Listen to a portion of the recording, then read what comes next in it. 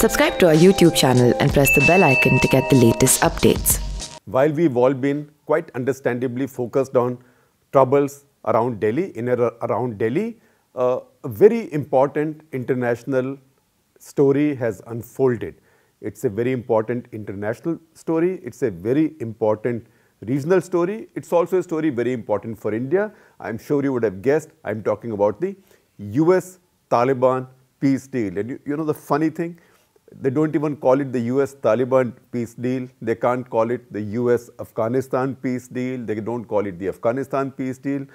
They describe the Taliban right across this document of the peace deal, at least documents that have been made public, because there are many secret annexures to this deal that we don't know, that nobody knows except those who've signed these. But they are described, the Taliban are described as the Islamic Emirate of Afghanistan, not recognized by America, also known as the Taliban. It's a bit of a tongue twister, but you can see, I can also see this as a case of the US twisting in the wind. Thoda izzat bachane ke liye, they are trying to hide behind this and that. But the fact that this is a peace deal with the Taliban, who they were fighting and who they had called an international, a global terrorist group all this while, is now a reality. Now, I will very briefly look at 5 aspects of this deal, or 5 questions that arise from this deal. So, let me list those 5 questions. 1. What does this deal entail? 2. Why are many critics of the deal, in fact, forget critics, many who might even support the deal, are comparing this with the US-Vietnam peace deal in 1973, or the US-North Vietnam peace deal in 1973, early 1973. 3. Where does it leave Afghanistan and its hapless people who've been caught in war and violence now for more than 4 decades? 4th question, where does it leave the region, especially Pakistan, China, and India, because there is a regional dynamic to this deal, or a regional dynamic that will be unleashed, or that will be freed up, or that will be created by this deal. And 5th, what does this mean for India? So let's go on these 5 step by step. So what does the deal entail? We can write a 2,000 word article. We can have 10 people write 2,000 word articles each, and yet there will be interpretations and interpretations. So at this point, I am limiting myself to bare facts as they are known, and if you want to read them, you can actually go to the Twitter timeline of Floral Miller, who's a former State Department official. In fact, she was a special representative for Afghanistan and Pakistan. She now works for the Crisis Group. It's like a think tank, and she calls herself in her Twitter bio, collector of warning signs. So she has a 19-part thread, a 19-tweet thread explaining the high points or the interesting or key points of the deal. I will not read all 19 for you. I will just take out some highlights. So what does she say? She says that for Afghan government, the current Afghan government, that is the Ghani government, Ghani, Abdullah, Ashraf Ghani is the president, Abdullah is the chief executive. They are also locked up in a conflict because they've just had an election, after which each one claims that he's been elected president, and that issue is now unsettled. So she says this has nothing for this Afghan government, but this was never meant to have anything for this Afghan government. My interpretation, not hers, mine is that this Afghan government was always seen by Trump administration as expendable, and that is what's being done. Number 2, she says, what does it mean to people of Afghanistan? It means for them another chance for peace, which means if all sides can arrive at some kind of a settlement with the Americans watching from a distance, and if this arrangement works and the commitments work, they might even have lasting peace, which they haven't had almost forever now. 2 generations of Afghans have not seen peace. Millions are refugees, most of them in Pakistan and in Iran. 3rd, what does it mean for the Taliban? It means a lot for the Taliban. It's a victory for the Taliban. Why? 1, because they now get a firm schedule for American departure from Afghanistan, American and allied forces departure from Afghanistan. Number two, right now they have to make no concessions to the existing government. In fact, they have to now negotiate with them, for which there is a long time period provided, a 2-year time period. They can keep on negotiating and wearing them down, and frankly, again, not her words, mine, keep on assassinating who's too inconvenient, and we'll not even know who did what. Also, they get their prisoners back, because part of this deal also is that the Afghan and the US side, the government side, the existing government side, and the Taliban side will release all the prisoners they are holding. So the government side is holding about 5,000 of the Taliban as prisoners. The Taliban are holding about 1,000 from the government side. So this exchange will take, in fact, by March 12. So this is coming up very soon, in less than a fortnight. Next aspect of this deal is that this deal talks about an inclusive negotiating team between the Taliban and between Afghan government and other interested groups and tribal groups, because Afghanistan, as we know, has strong tribal divisions. I've said this before, but it bears repeating again and again, that Afghanistan is a unique country where for each tribe that is found, that lives in Afghanistan, a larger number of the same tribe live in an adjoining country. So there are more Pakhtuns in Pakistan than in Afghanistan. There are more Hazaras in Pakistan and Iran than in Afghanistan. There are more Tajiks in Tajikistan than Afghanistan.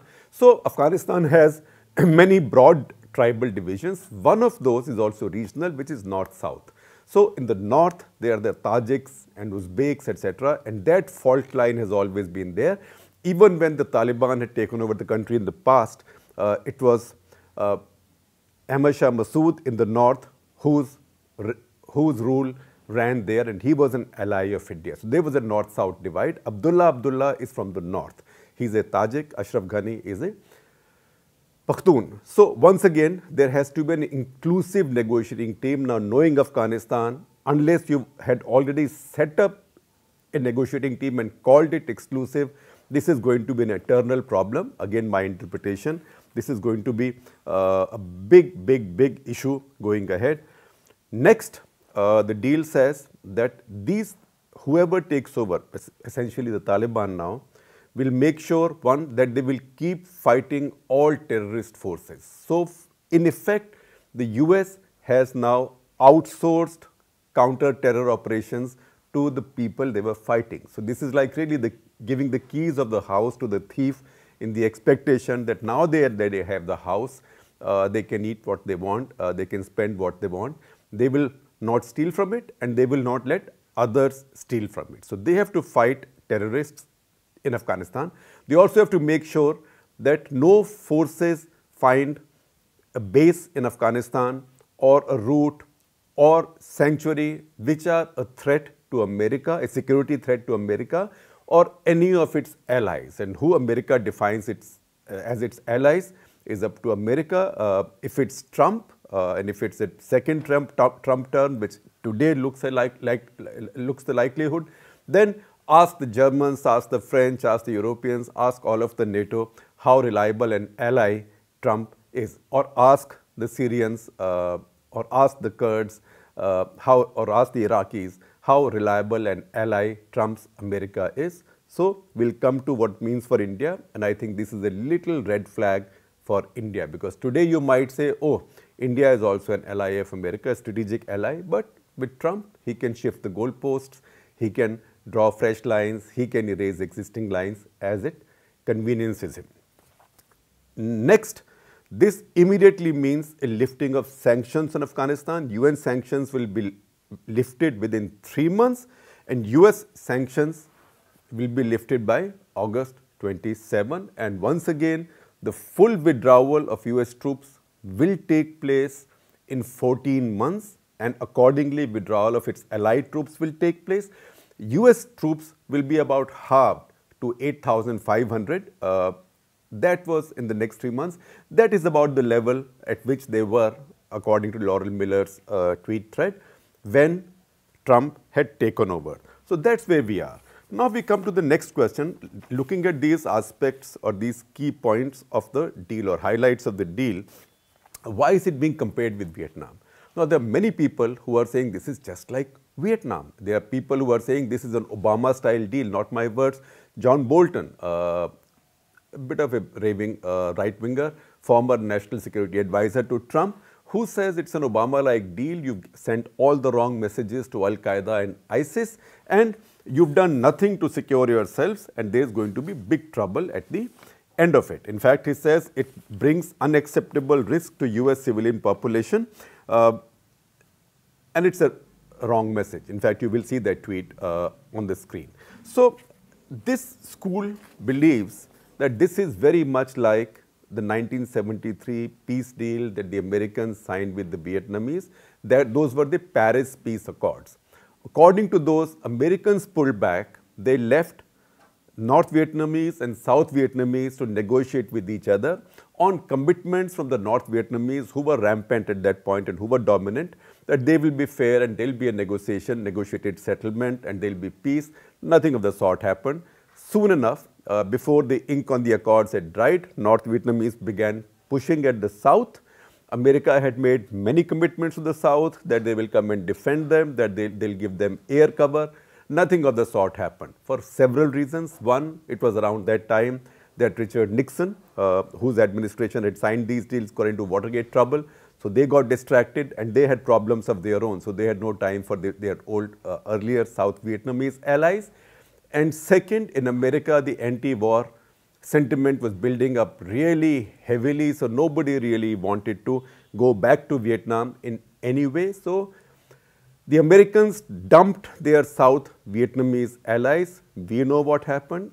Full-scale fighting, as I said, began within months. That is by March of 1973.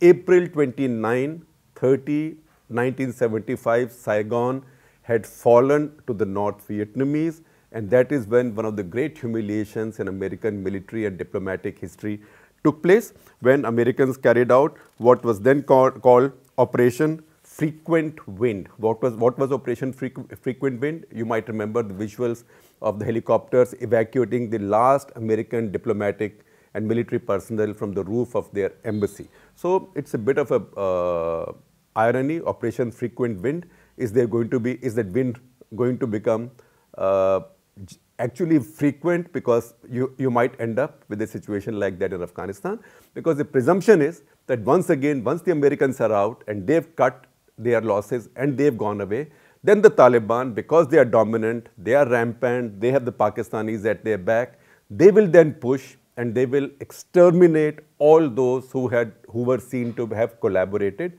with the Americans. So people like Ashraf Ghani, his government, his officials, and people who've led this modernization of Afghanistan's polity and society are now living on borrowed time. So once again, that America has dumped their Afghan allies, or those who supported their Afghan cause, along with America's Afghan cause. So America has accepted now a full-scale defeat. It's a surrender, and while accepting the defeat, while surrendering to the Taliban, they've also handed over to them the fate of those who had chosen to ally with the Americans for these 2 decades. That's why the comparison with Vietnam. Of course, there is a counter to that. There is a counter to everything. There is a counter to that which I read, in fact, again from an eminent person, Jarrett Blank, who's also a former coordinator for Afghanistan, Pakistan in the State Department in America, who says, look, all those who are saying this will become like Vietnam, are you trying to say that in Vietnam we would have been better off continuing to fight? So maybe it was better to end fighting. And frankly, if you look back at Vietnam, Vietnam is a fairly normal country now. It's a friend of America.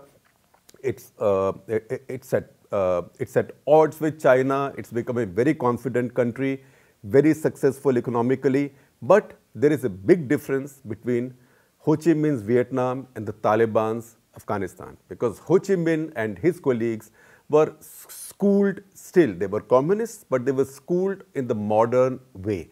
Ho Chi Minh himself had gone to university, even if it was a university it was called the Communist University of the Toilers of the East.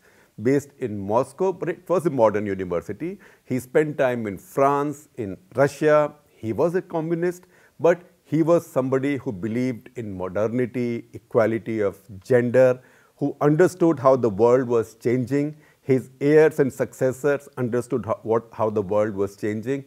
They were driven by ideology at that point, and they were flexible with their ideology. The difference is the Taliban, the only thing they know, their ideology is radical Islam, radical conservative Islam of one kind. It's so conservative that today even the Saudis will be concerned about this. And unlike, say, the other Islamic countries, even conservative Islamic countries like, say, Saudi Arabia or UAE or Qatar, all those countries now are led by modern, Western educated leaders who are exposed to the world, who know the reality of the world. They are not people who believe in the holy war or who believe in something, the inevitability of what's been written in destiny, etc., etc. In fact, those countries are now changing. So the chances that Afghanistan under the Taliban will maintain its latter-day drive towards modernity, I would say the chances are very low. Second, will the Taliban leadership change and become modern and take Afghanistan in direction?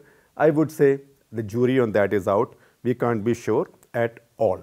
So that's why this comparison with Vietnam is sobering, and it's worth remembering. Fourth, where does it leave the region, especially Pakistan, China, India? Pakistan will immediately be celebrating because remember, they have brokered this deal. They are the ones who defeated America. For 20 years, almost America fought in Afghanistan. Pakistan fought on both sides. They enabled the Americans to fight. At the same time, they enabled the Taliban to survive and to keep the balance there. So if Americans were not able to complete a decisive military victory, in Iraq, they may have been thwarted by Iran and Turkey, and then troubles had started elsewhere in Syria, etc. But in Afghanistan, they've been thwarted essentially by the Pakistan and the ISI, which has played both sides. So Pakistan immediately would think, oh, now India is out. Remember, Taliban leaders have not thanked India. They thanked China, Pakistan, America, etc. They did not thank India for the settlement. They did not mention India for the settlement. Although, as a consolation prize, Indian ambassador was invited to be present as an observer at the signing of the accords. But that's really a consolation prize, like a proverbial wooden spoon. It means nothing. India has been kept out of this process. That will please the Pakistanis. But remember, there are limitations to what you can get the Afghans to do for you once the Afghans don't need you as much as you did in the past. So once Taliban are in power, Taliban also know, and they've acknowledged it, that the last time they were in power, only 3 countries had recognized them, including Pakistan and Saudi Arabia. So now they want a larger acceptance. So they may, and I suspect they will, become more nationalistic than they were in the past. And that can give Pakistan trouble. And that is something Pakistan has to watch for. I do not believe that now they will take instructions from Pakistan as they did in the past. So the business that you had in the past of IC-814 being hijacked, taken to Kandahar, and Taliban then assisting the ISI to get their people out, unlikely that this will happen because these Taliban now will look at the future a little bit differently. And when that happens, remember, Pakistan's longest unsettled border is with Afghanistan because the Afghans don't accept the Durand line. So there will be new fault lines opened up. China will be again very encouraged because there will be the one big country with influence here. They already had tremendous influence in Pakistan, pretty much total influence in Pakistan. Pakistan for them is like a protectorate. To have Afghanistan flanking it, and then remember, Afghanistan will become the route, Afghanistan and that part of Pakistan adjoining it will become the route for a lot of Central Asian countries and China for their products to flow to the Arabian Sea and also for energy to flow back from the Gulf region or energy rich Central Asia. Plus for China, it will be one more way of balancing India. Now, India. For India, it's in some ways a lose-lose-lose situation because the government that India backed all this while will go. That India's idea that India will continue to keep its roots or its strongholds in the northern region of Afghanistan may not work this time. One, because there is no Ahmad Shah Massoud. Second, this is a different kind of settlement because unlike the Taliban of the past, these Talibans will have the Americans at their back now. Americans will be supporting them right now, so there will be no patience with India going and doing funny things between the north and the rest of Afghanistan. That will not happen. So India's loss of influence now is quite decisive. Now, I will give you 1 minute of my own view. Do I worry about it? Frankly, I don't. I have written in the past, and we will link that article you will see today. In fact, with the description, we'll link two things. One, we will link the article I wrote some time back, which said, leave AF to Pak. That Pakistanis think they can handle Afghanistan, let them handle it. Don't fight your blood feud with Pakistan in Afghanistan. And don't think that Pakistan will be able to send Afghans into Kashmir to fight you. They are a long way from that. If Pakistanis want to give you trouble, they have enough of their own people to send you. But right now, with the FATF sword hanging over their necks, it's not going to be easy. So maybe it's good for India to give up, to take a break from this obsession for some time, not bother fighting the Pakistanis. I've said this in the past, I'll say it again. At the peak of their power, all superpowers have tried to subdue Afghanistan. The British tried in the 19th century, they failed. The Soviets tried in the 20th century, they failed. The Americans tried in the 21st century, they failed. The Pakistanis want to try it. India should say, be my guest.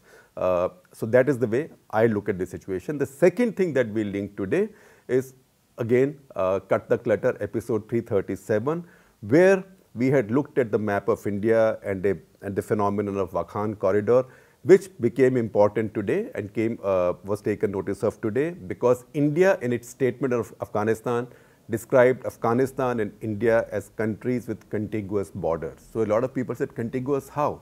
That's because the part of Pakistan occupied Kashmir, which a little bit of which borders Afghanistan along Wakhan corridor on the map of India is a part of India, and it is part of the sovereign territories of India as defined by the Indian Constitution. So refer to that earlier article of mine, and please also see episode 337 of Cut the Clutter.